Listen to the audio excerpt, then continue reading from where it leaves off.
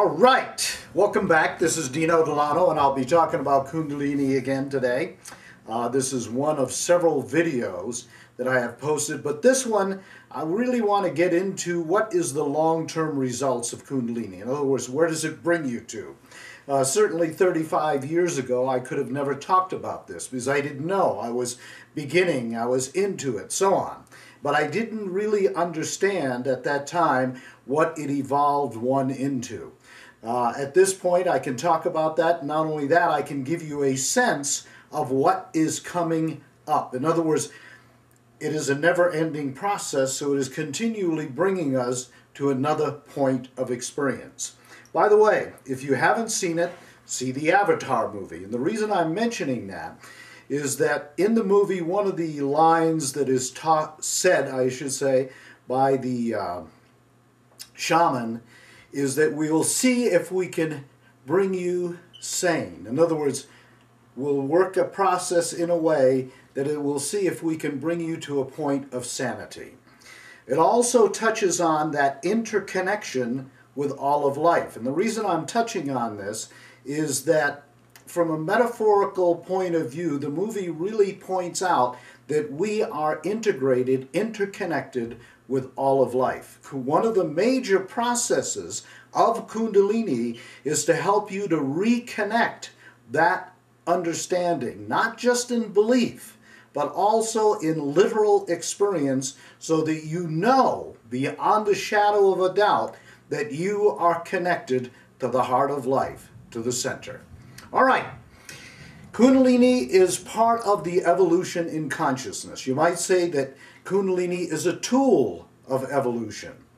You know, we can go back, let's say, 35, 40 years and point out how at that time some of this was being brought about. For instance, yogis at that time were being brought into the Menninger Foundation, and they were working with Elmer and Alice Green, and they were showing them how they could stop their heart, how they could control blood pressure, heartbeat, so on. These ideas of physiological processes at one time was believed that only could be controlled by the subconscious mind. But here were these yogis who were doing it consciously. Also, during that same period of time, Uri Geller, using psychokinetic energy, was bending spoons and showing this to them at Noetic Sciences with Edgar Mitchell. Edgar Mitchell, by the way, was the sixth man to touch foot on the moon. In other words, it was a mushroom of understanding that was happening at that time. It was very exciting, by the way. This was the 70s, 71, 72, but out of that emerged things like silver mind control, which I taught for a number of years, and mind dynamics, and then also another one that was created by myself, which was called Mind Potential Seminars, that I taught to over 14,000 people. The basic premise of these teachings that we were doing at that time was to show people literally that they were the creators of their reality, that they were no longer hampered by the past, that they were no longer controlled by their history in that sense, that they were literally free to create through thought, through imagination, and so forth. I mean, you had to have been there to understand how incredibly exciting and liberating that idea was. You know, in all honesty, though, that idea was not new. If we were to go back to the time of the Egyptians, we would find that in their mystery schools, they were teaching this type of thing. Also the Rosicrucians, and many other forms of what were called mystery schools in the sense that they were only taught to a few.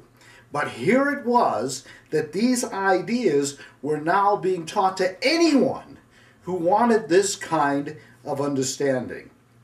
Now, from that point, we also began to see that there were other people on the scene who were talking about the next stage in consciousness.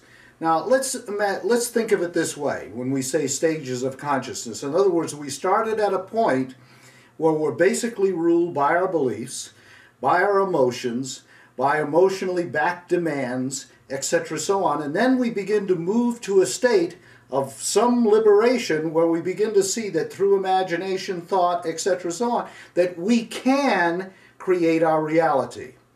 But then came people like Krishnamurti, who said we were not the content of our mind.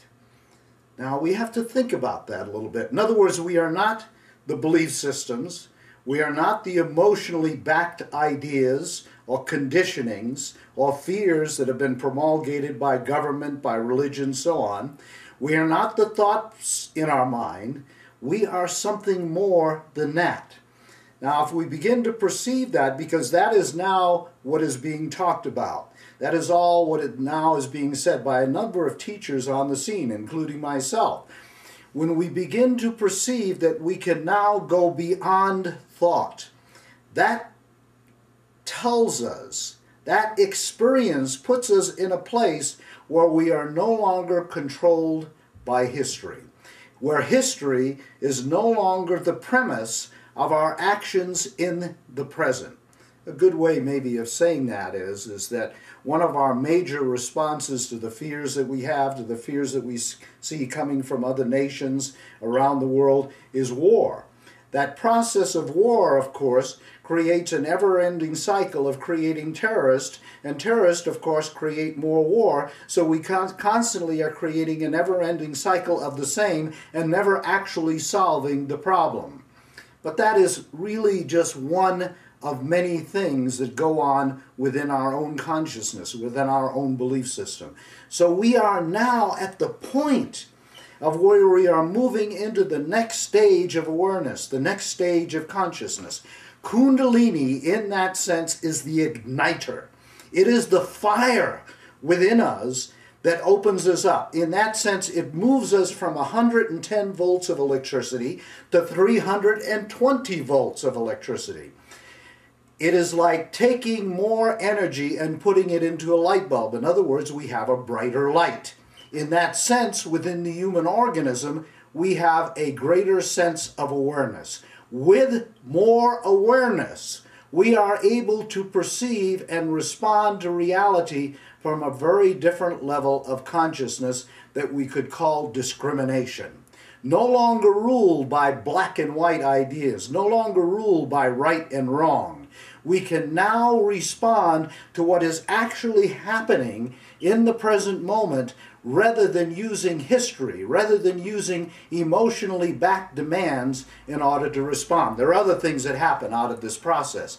It's not an easy process to go through, by the way. A lot of sleeping, a lot of regeneration, particularly in the early stages of it. But what that is doing is preparing the mind-body system for more energy. Out of that comes more vitality, a slowing of the aging process. I'm doing things at age 70 that I did at age 35. I'm still climbing 14,000-foot mountains and so forth.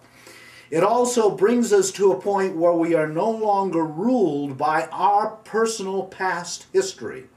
Now, that also brings us into a state of peace of mind. Let me say that again. Peace of mind.